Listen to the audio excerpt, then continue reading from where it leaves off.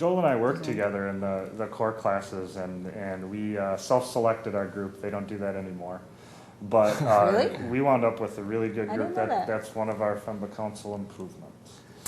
Interesting. But so Joel and I got to spend the first 10 courses together working in a group, and I think we've had 3 or 4 other classes together. The core classes are really intense, but they give you a broad range of, basic business concepts from economics to operations, marketing, finance, the strategy class, the whole 9 yards.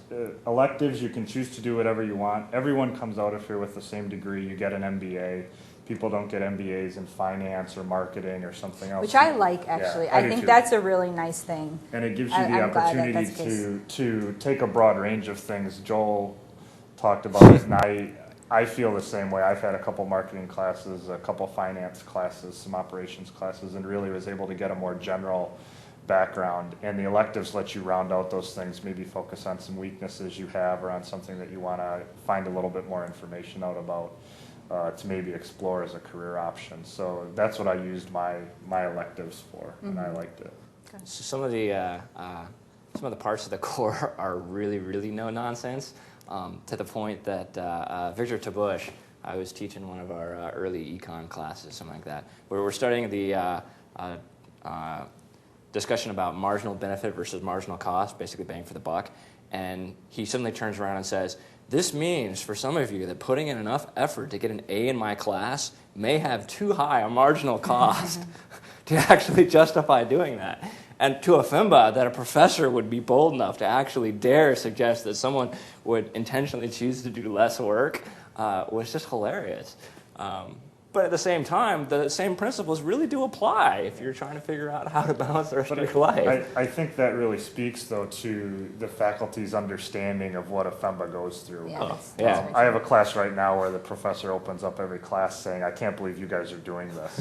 It's just ridiculous." So the professors understand that, and yes, they're going to push you, and you're going to have a lot of work to do, but they're not unfeeling about it. They know where you're coming from, and have always been very approachable and easy to work with when things come up. Yeah, that same guy always is very intentional about letting us take our class break a little bit earlier in the class so we can go running downstairs and go grab some food at the little Anderson afternoon barbecue they do.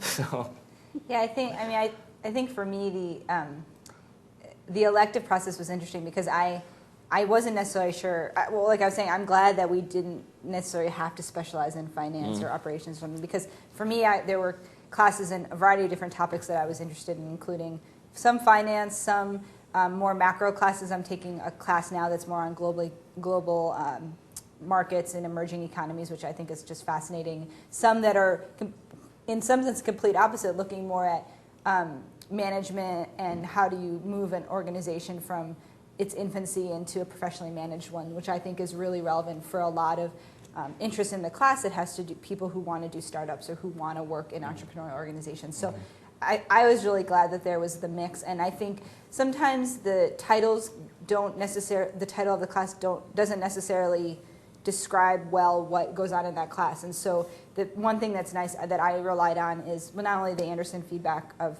the classes, which is good, though it's kind of limited in terms of the number of people that use it, or that provide comments for it, but also the staff in the FEMBA office, because they know the professors, they know the classes, they can, not only do they give you the syllabi, but they also can kind of talk with you offline about what is this class really about. And so there were a few times where I leaned on them for advice and suggestions as to what class would really be useful for me to try to get a sense of this topic or that topic. And that was really helpful, because otherwise I probably wouldn't have known that class was one that would be a good fit. And I have always found that the classes, the electives I've taken, I've been happy with all of them. They've been good. And the student council does things too, where they'll actually have information sessions where folks who have already had classes will give information about the professors, the content of the class, other things like that.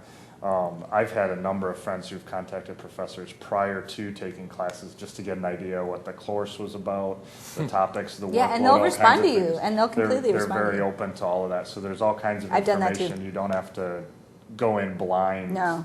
based on a couple data points. Yeah, I've emailed professors cold and said, I'm interested in your class. Can you tell me more about it? And I've always gotten responses very fast. So. The Anderson feedback, it's a website that is an unofficial Anderson. So I don't know if we're allowed to pitch for it here, but I'm going to do it anyway.